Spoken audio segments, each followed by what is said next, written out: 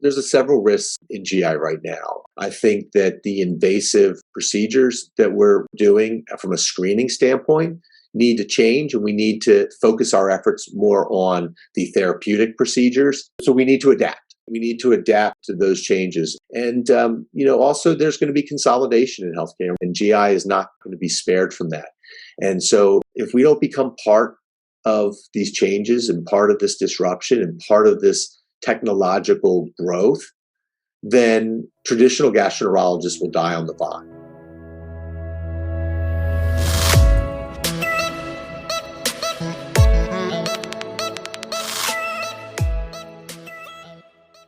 Dan Neumann, welcome to the Scope Forward show. We're starting a new season and I'm so excited to be starting with you. So a very, very warm welcome. Thanks so much for having me, Praveen. It's great to be back with you. So let me start by introducing you to everybody. So Dr. Dan Neumann completed his GI fellowship in Pittsburgh, Pennsylvania before joining gastro and liver specialists of Tidewater in 2003.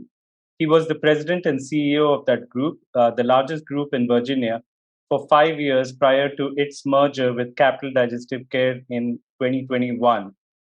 Currently, he is the president and chief strategy officer for Capital Digestive Care. In 2002, he started Trillium Health with a few other physician leaders in order to meet the unique demands of health, wellness, and testing around the world. So how's that going, Dan? Playing two roles in two different companies? That's right. We still remain focused on delivering healthcare, and Trillium has really been something that kind of came out of the disruption of COVID, understanding new ways to deliver care and wellness to people around the world, understanding that, that the traditional ways that we're doing things in a linear model of delivering care isn't working, is limiting access, and is a very slow process. And so, Trillium was a company that initially we had hoped that we could put this inside our traditional healthcare model. But as you know, healthcare moves slowly, traditional healthcare, and the needs are really now. And so, Trillium was born, and it's kind of been a space for, us to welcome the future of health and wellness. So since you brought it up, let's start with Trillium. During this conversation, we're going to go both directions. I'm curious to know the story with Capital Digestive Care as it stands today and its future, as well as what you're planning to do with Trillium. Now, you've been part of the GI Mastermind. You were part of the initial cohort, and it was fantastic to have you. And I know from many of our conversations that these ideas were brewing back then. Walk us through the path that you took from that point of time. What were the ideas? What got triggered, during that time? And how did you take action? How did you mobilize other physician leaders to walk with you? And how is this a reality today? Yeah, that's so true, Praveen. This really kind of came through masterminds and really having that space to, openly share ideas. There were really things that either aren't talked about openly, aren't accepted openly in traditional healthcare, are really just batted around with a handful of other kind of forward-thinking leaders in the GI field and in medicine in general. And so, from understanding different things that we had discussed in masterminds, from, disruption of an industry, how to be part of a disruption as opposed to being disrupted, understanding that, if our goal is to healthcare and to deliver wellness to people, not just patients, but to people. And the model that we're currently using is linear, and our ability to reach people where they are today, which is much different than where they were before the pandemic and where they were even a decade ago with technology and social media. The way people are seeking their care and wellness has changed, and healthcare hasn't kept up. And what I learned, and part of my frustration with typical, traditional medicine, is that it's very slow to make changes. Physicians in general are also very averse to change. And so this was an opportunity to put together a few other very forward-thinking physician leaders and rethink, how can we meet people where they are? How can we as physicians step into the space where people are seeking out their care.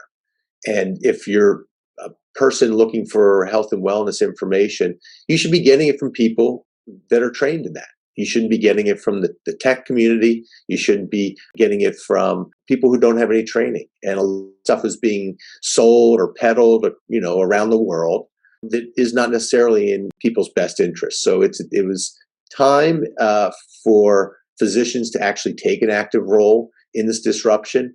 And Trillium allowed a handful of us to begin that conversation, and has now grown into that space where we are meeting people where they are and delivering health and wellness in a non-traditional way. Just to set some context, when you say the old model of healthcare is linear, can you explain in your own words?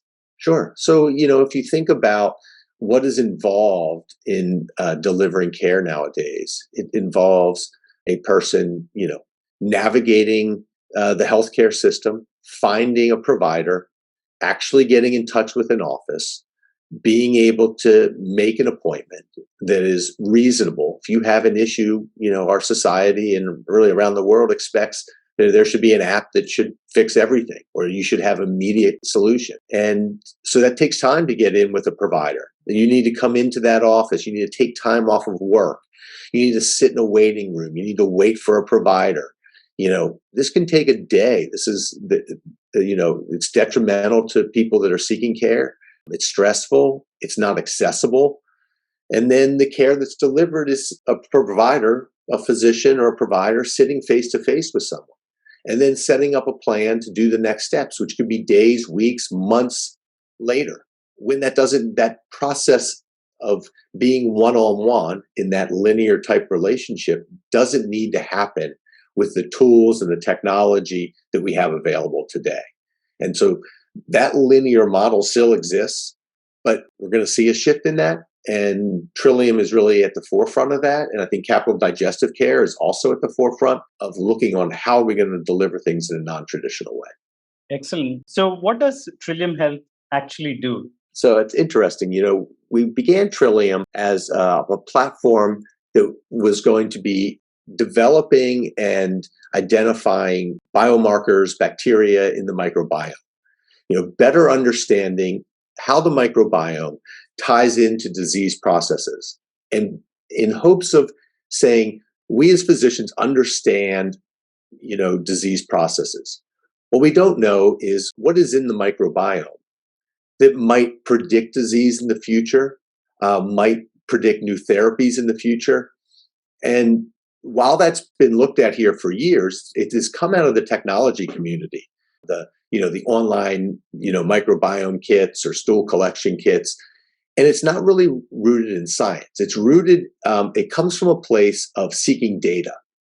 And data is obviously very powerful. We realize that, a little bit later than the technology industry did. Healthcare is now understanding that data is important. But what we do with the data really should be, in partnership with the scientists that understand the disease process. So, for example, a patient may come in with a stool test and there's, 200 different organisms, bacteria, listed on there, and they don't know what to do with that. It's more confusing for the patients. And to be honest with you, we as providers don't know what to do with that either. So Trillium was there initially to say, let's take a really serious look at the microbiome. Let's look at other biomarkers, say in blood and other tissues, and let's see if we can begin to, instead of treating disease, predicting people who are at risk on their microbiome. Understanding also where people who say, I feel normal, I don't have any issues that are interfering with my quality of life. What does that microbiome look like? And is there a way for us to take the microbiome that we know from the patients that we see, and then say, well, we know that if we can get you to where the normal population is, then that's a probiotic, or that's a bacteria, or that's an organism that we need to focus on. Because right now it's hit or miss. It's get a probiotic. Well, not all probiotics are created equal. There's no regulation around these. And so people are getting taken advantage of, and we see that. So Trillium began there, and what Trillium has actually become in the forefront is a testing company that tests direct to consumer, business to business testing, around blood testing, around innovative testing design, so product development. We're doing testing in the rare disease space, and none of this is actually in the field of gastroenterology. We're doing Isn't that testing. fascinating? Yeah, it's good. I don't think you planned for it that way when you began, that you would be making money or a source of revenue from beyond GI. We really did. We didn't start that way, but really what drove that was the interest in companies to partner with a laboratory that has people, has physicians that understand the research and the science end of it, that understand the importance of accuracy. They understand the importance of a very quick turnaround because, time makes a difference in how we diagnose, treat, and predict disease. And we as physicians have been on the receiving end of that. We have ordered those tests. We have recommended those tests. And so we see the frustrations from our end. And so then we can actually be a collaborative force with industry and with people in, like I say, in an exponential business. We can reach people around the world. And that diversity is going to be beneficial to understanding disease processes that traditionally were looked at within the United States. And we can now begin to look on a global scale through Trillium. So you've been bringing it up, and I know, we talked about this in the past, but it's also interesting that one of your first clients came from outside of the US. Can you talk about that? I mean, this is just through relationships that we have. Trillium met the need of a large international company out of Spain. It's, been around for several hundred years. And, they were looking for a partner that could help take things to the next level. And we began to talk to them about, how they were reaching people in their mission to find people who may have a rare disease. You need to test. And they were doing traditional testing through physicians and through physician offices. Even though the test, there was no cost to the patient, it wasn't insurance-based testing. They still had to go through that traditional process of working through a provider to get the test. And we began talking with them about our vision, about how we need to get this step here and go directly to people. People have the knowledge now, they have the interest that they can, and we have the ability to understand who in this world is actually looking for this information. And if we can bring all of that together, we can do that testing in a direct to consumer type way, provide results along with, healthcare information to get them tied into a healthcare system, around that disease. So this company's ability now has just exploded. And when you're looking for a needle in the haystack, when you're talking about rare diseases, it's all about the population that you're able to reach. And we're now able to help them through methods that we've helped develop. How can we get a test kit to somebody in an area where they may not have access to traditional healthcare, but through social media or through online searches, they think that they may be at risk for that.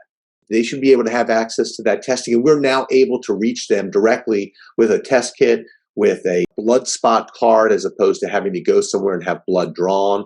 And we have that technology and those partnerships in place that we're able to do that testing in unique ways.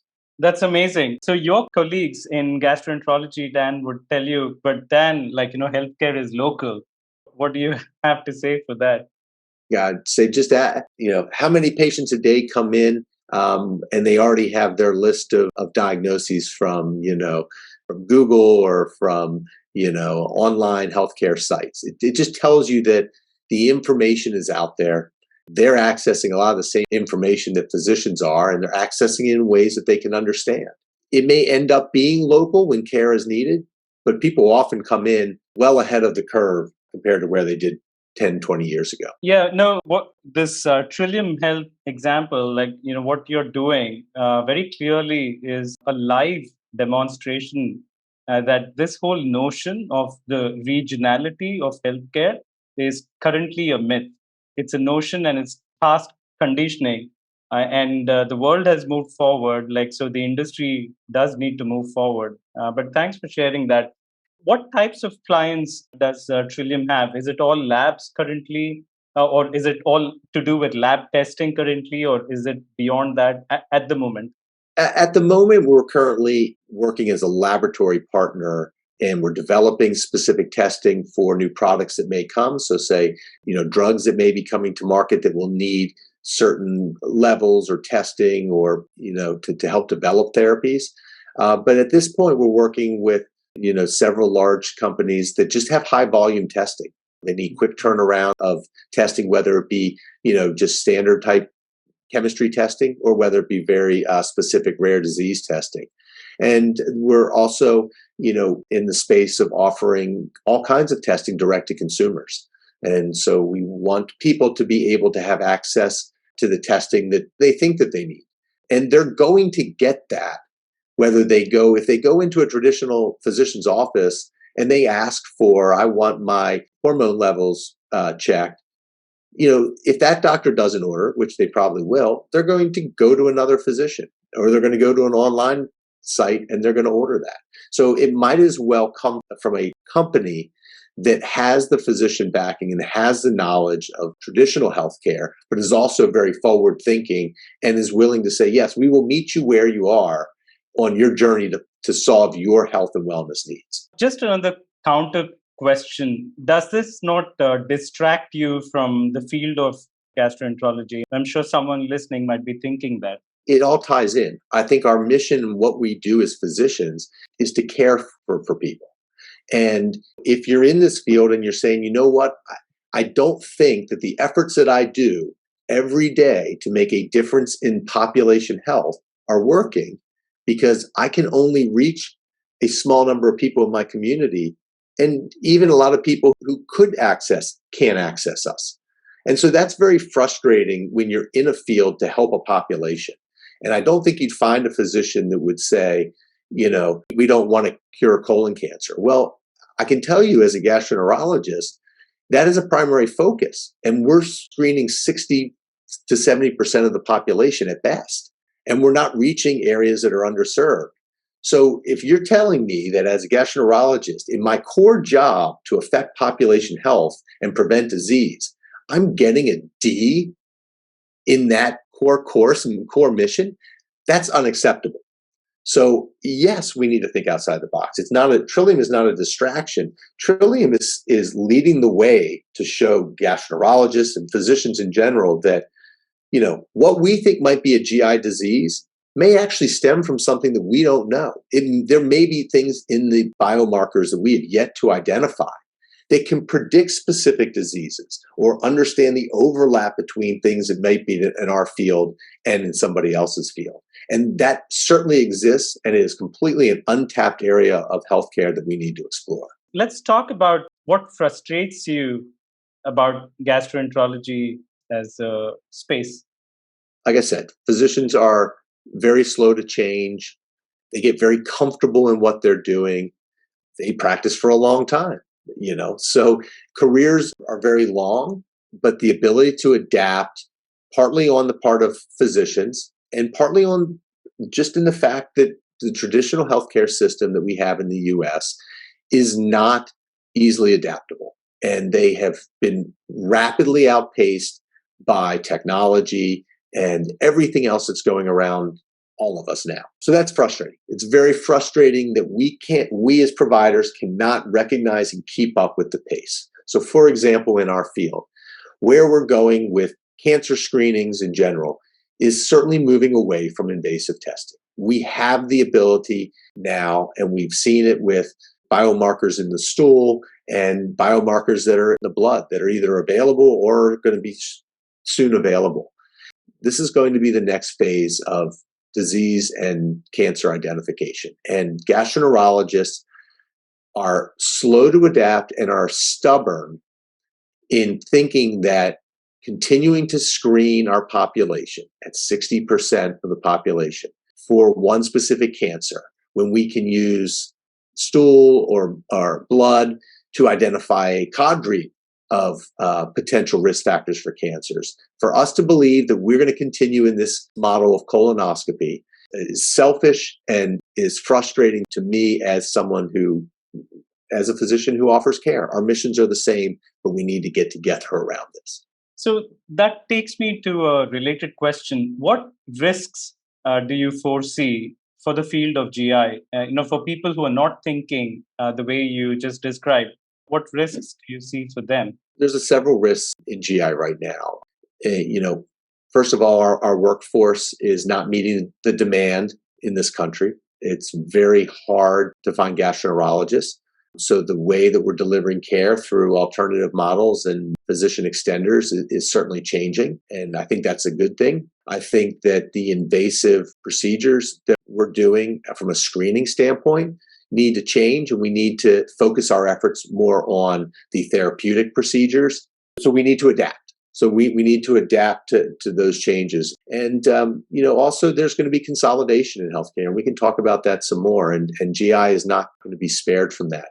And so if we don't become part of these changes and part of this disruption and part of this technological growth, then traditional gastroenterologists will die on the vine. So you have to be part of the conversation, and you have to be part of a group of providers that are forward thinking. And that's the benefit of maintaining an independent physician practice, because you can control that, but you have to be forward thinking, or that independence will be taken from you. What's the worst case scenario here? For gastroenterologists, Uh-huh. the worst case scenario is that we don't pay attention, is that we don't wake up and understand that collaboration and innovation is our friend and not our foe, and that there will be plenty of work for us to do, and we will do it in a more meaningful way if we can recognize it. But that's the risk. The risk is turning your eye or continuing to fight change and being left out of the advancements.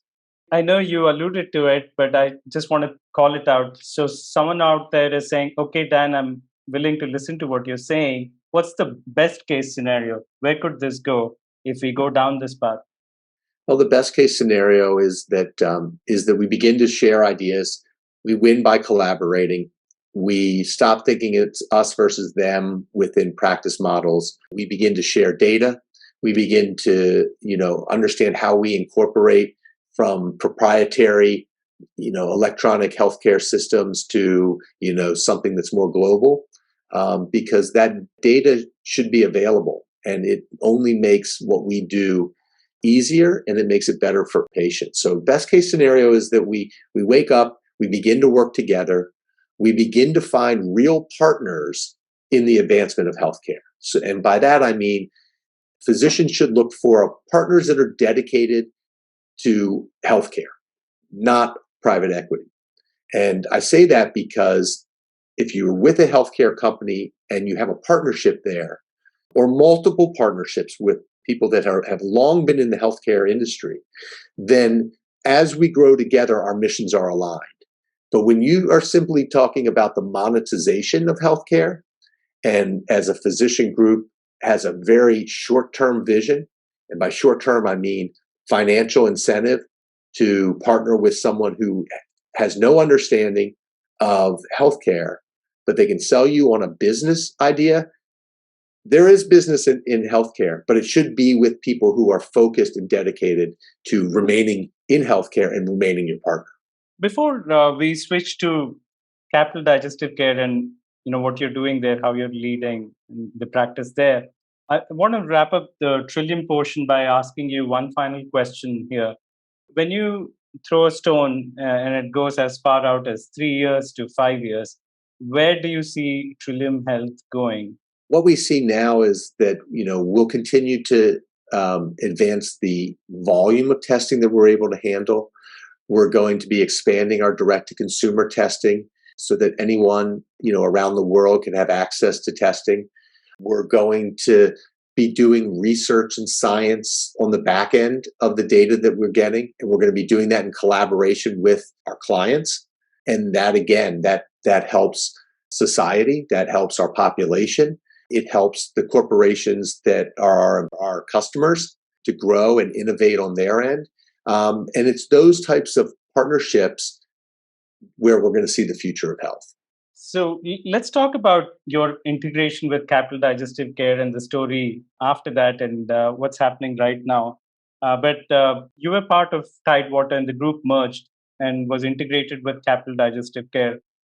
From the point of time that when you did that and the ideas back then and what your thinking was back then to now, did it pan out that way or things were different? Anything that you can share? So keep in mind that, Capital Digestive Care was really the first iteration of an MSO type model that leaves the physicians fully and 100% owning their medical practice.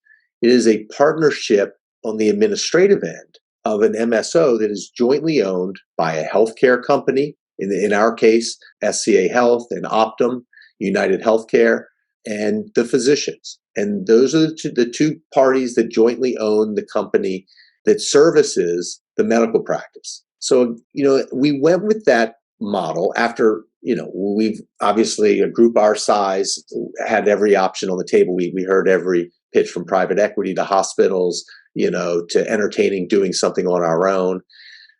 But really the benefit of what we did in this structure is that it allows each group in its individual local region to continue to practice for the most part how they've always practiced. Because in that regard, Praveen, you're right, healthcare is local in many ways. And when you begin to regionalize or nationalize something and force it into a small community, it doesn't fit. It's not a one size fits all when you're delivering care. So this model allows sort of a federated type system where we deliver things that everybody needs at a much higher level, at hopefully a much lower cost and a much more efficient manner. Now it takes time to learn that. And so there are growing pains and there's sweat equity that has to go into an MSO type model like we have. And so, when we began, I knew that the short-term sweat equity that we were going to have to put in, we had to roll up our sleeves, get involved with our healthcare partner in SCA Health, Optum, Physicians Endoscopy, and say, listen, we need to educate you on what we need because you're not in our space, but you need to help us with the tools that you have to be able to grow. And so we've learned along the way. And, not everything is perfect. If it was, we wouldn't be learning, we wouldn't be growing. And that's frustrating because physicians like instant gratification. And so my job in leading the group is really to kind of set expectations around this model, continue to have them, show them incremental progress, and also keep them focused on the larger vision of maintaining our independence, having a seat at the larger table to begin to drive healthcare at a much, much larger scale. And Capital Digestive Care has that reputation. We have the expertise, we have the forward-thinking leadership to partner with folks like Optum and at a national level and begin to create that story alongside them, as opposed to being one of those companies or one of those healthcare groups that has sold out to private equity, doesn't have control. They're going to get swallowed up again. And maybe that's their model. I don't believe that they have as much control over the future of health as we have in Capital Digestive Care. Okay. So I have counter question related to that, but I'll hold off for a moment for that. Because I want to ask you on when you look at the world of GI and the way private equity has played out, it's been now, I think, since 2016. Then the next bump was 2018, where a couple of deals happened, and then it accelerated. Everything accelerated. We've seen the second bites. What's the general sentiment in your conversations with various physician colleagues? And just your objective, not representing Capital Digestive or the other way around, but just your objective view on how do you think things are playing out? I mean, that's a big topic. out there now. And I fortunately get to travel around the country, and I talk with GI groups around the countries, and the markets are very different. And the struggles, though, we do see a lot of similarities. And to your point, and to your question, it really depends on what generation of gastroenterologists you're talking to. Mm-hmm. So, what's happening now, and it depends who drives it. If you're looking at the physicians that are, within 5 years of retirement, they're they don't want to be disrupted. They don't want to spend their last 5 years involved in a disruptive process because it's not going to lead them anywhere. They're at the end of their career. They selfishly have told me, and we see that, and if they have the decision power, they want to take the equity out of what they've done and walk away. Then you have the providers that are in the middle, and that's where I sit. I've practiced now for 20 years, and we know that there's a disruption happening. We know that if we're not part of it, that we're still going to be disrupted. That's going to be more painful. And we recognize the long-term strategy to continuing to do what we do, but we can see the future. So we're more interested in partnering with healthcare companies, to help us with the growth, because we also know, as gastroenterologists, and I hear this, is that we're big on ideas, but the execution part is very difficult. Doctors are great at saying we should do, and then you ask, that's great. Can you help champion that? I'm too busy practicing. And so that is something unique across the board. And then you have the younger physicians. And this is where, this is the most important aspect of our practices and our growth in the future, is that the fellows and the younger doctors now, they get it. They understand what it means to join a group that has sold to private equity, that has had that first and second or third bite already. They understand what's left in the company that they're joining. And they also understand that there is no opportunity for them to partake in what's already happening. And so they're very savvy. Are they going to come into a group where 30 or 40 or even 50% has already been scraped off the top, has been paid out to those that have been there before them? Or are they going to join a group that is still independent, still has an opportunity to buy into equity into an MSO, which leaves them the same access to everything that's in that group down the road? And so those are the three kind of areas that you look at, and that's kind of my objective read and what I hear around the country. Okay, so let's talk about this point a little bit.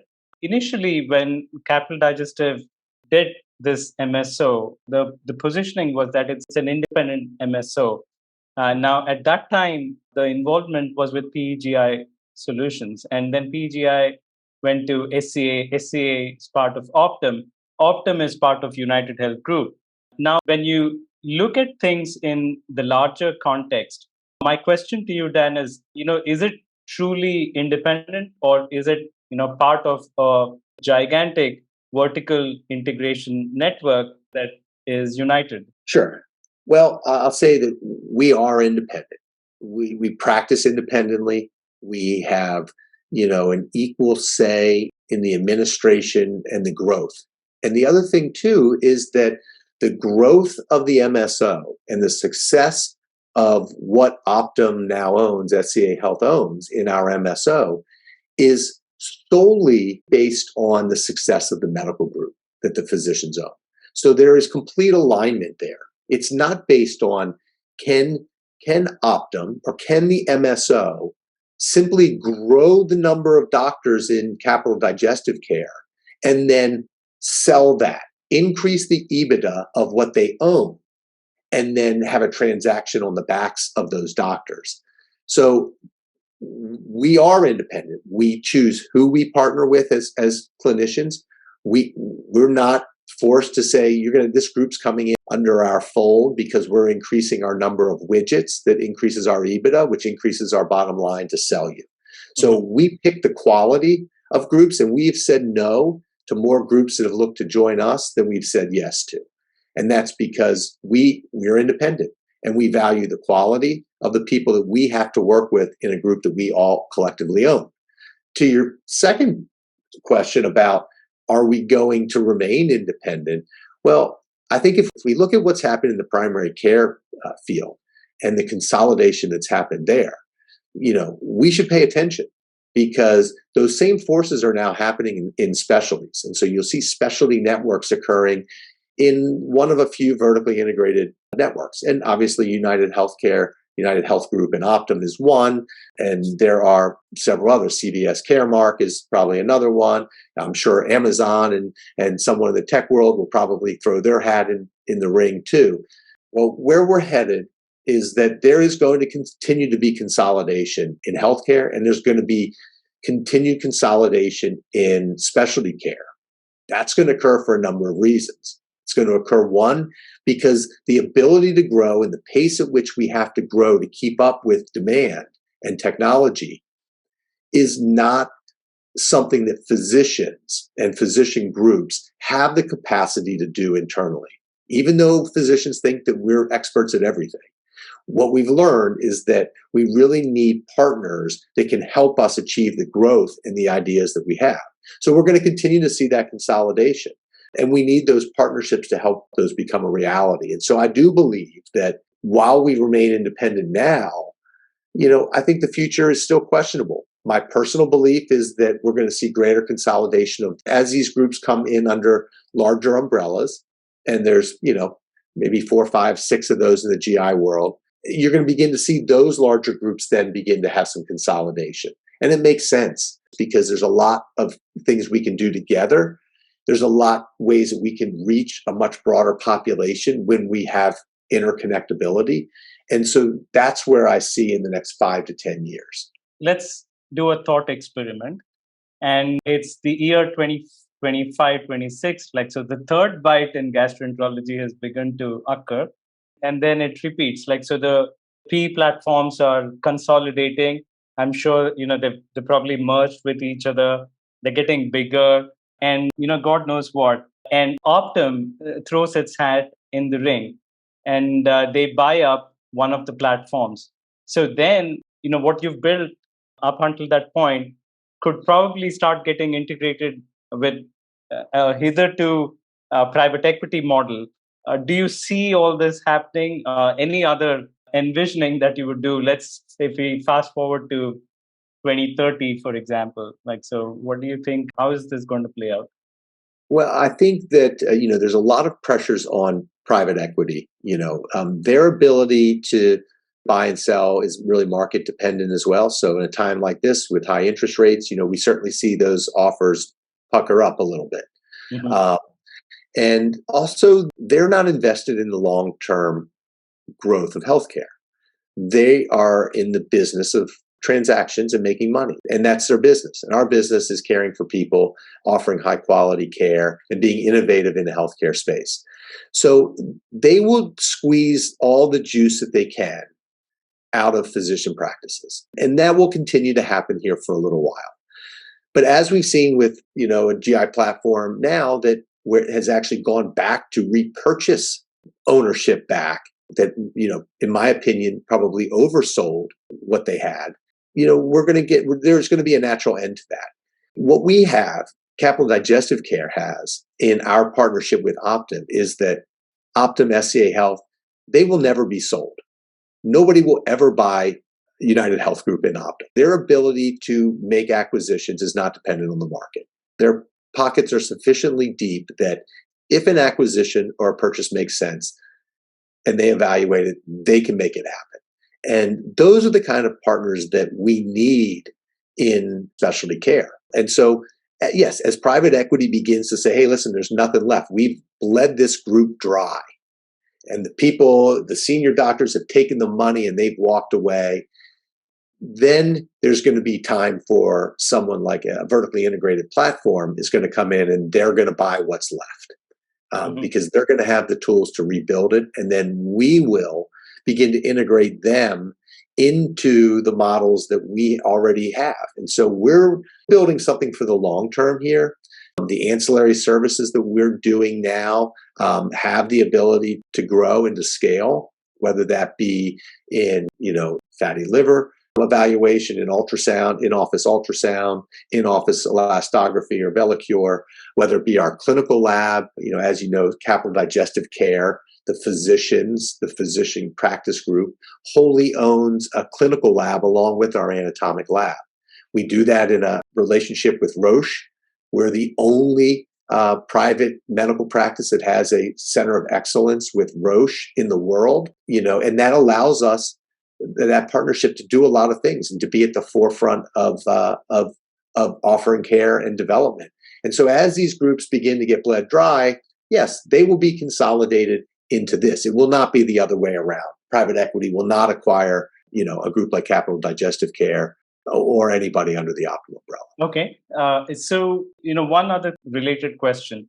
So just like you presented, when you talked about the biomarkers, and when I asked you, would this be a distraction away from gastroenterology? You said no, it's expanding and, things are merging. I'm using my own words, but things are merging beyond GI. So you need to look at the patient as a whole. So just taking the same analogy here, could it be possible that GI groups will start merging with non-GI groups just to make things bigger and more consolidated? It's like a hospital, but not a hospital. Sure. Well, it's a healthcare platform. As opposed to, yes, in some ways, but we will not go back to a multi-specialty group. There will be silos within a vertically integrated system that will contain multiple specialties. And there will be areas, such as pathology, that a group that has a partnership with Optum in gastroenterology and a specialty practice, say, in urology, that also has an MSO support within an Optum relationship. There is likely room, eventually, I do see, where we will begin to consolidate, say, pathology services around that.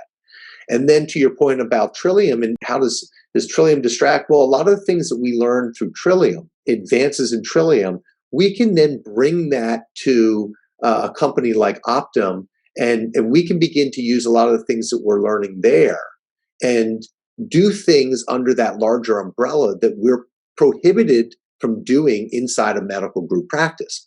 And that goes to the regulatory restrictions and the Stark laws and a lot of the things that are really unique to healthcare and, in my opinion, are holding back our ability to meet the demands of where people are seeking care now.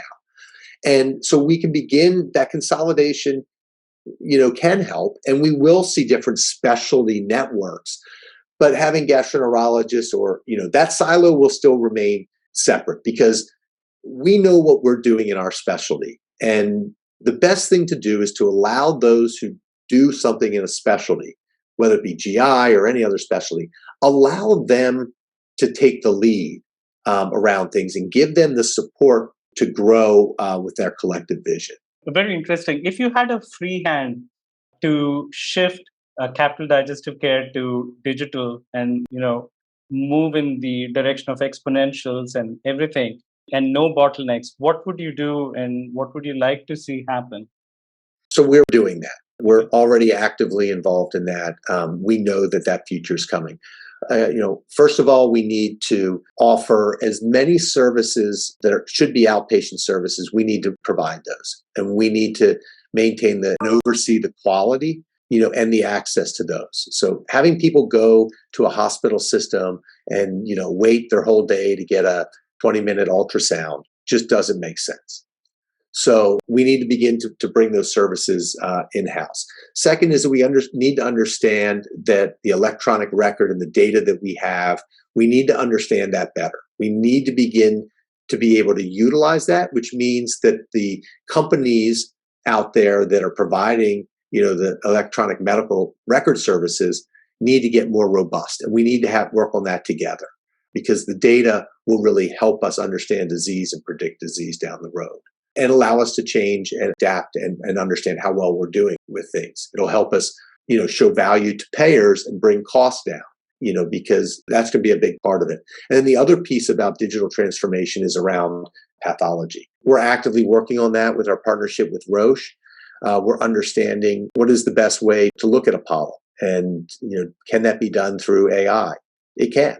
And we need to embrace that. We need to understand, how that fits into practice and what all other automations can we use. Because the quicker we can turn around, a pathology or a specimen means that we can keep somebody out of the hospital because we have a diagnosis, or we can get someone on a medication sooner. So we're going to embrace those shifts, and that's just a few of the areas I see.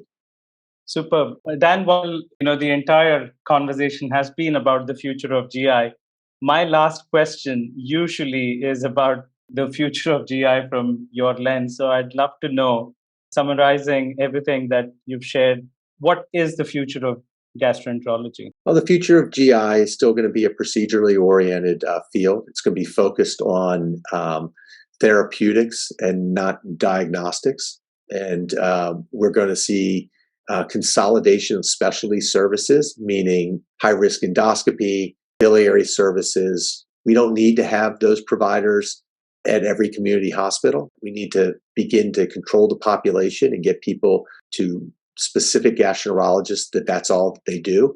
So we'll begin to see more specialization within our field and regionalization around that. We're going to see collaboration around shared risk models in reimbursement. And, we're going to need to have the data to show that we together with payers and hospital systems can work together to keep the costs of healthcare down. We're going to also see a shift away from, this linear model of gastroenterologists who are trained as proceduralists, spending a lot of time in the clinic. And we're going to see more use of physician extenders, to provide that oversight in initial care and long-term care. And we're going to be able to get people cared for from a procedural standpoint faster. Great. Dan, anything else that you want to say in closing? I'll just say that, a huge thank to you, Praveen, for getting these conversations out there. I think they'll spur a lot of more discussion, and that discussion is always welcome. I'm always open to hearing from my colleagues, around the world about ideas, and if something resonates, bring it up, because as you've shown me that when you bring forward-thinking people together, great things happen, and it benefits our entire society. Excellent. Thank you so much, Dan. This was a lot of fun and very insightful for me. Always great to be with you, Praveen. Thanks so much for all you do and for keeping the conversation going.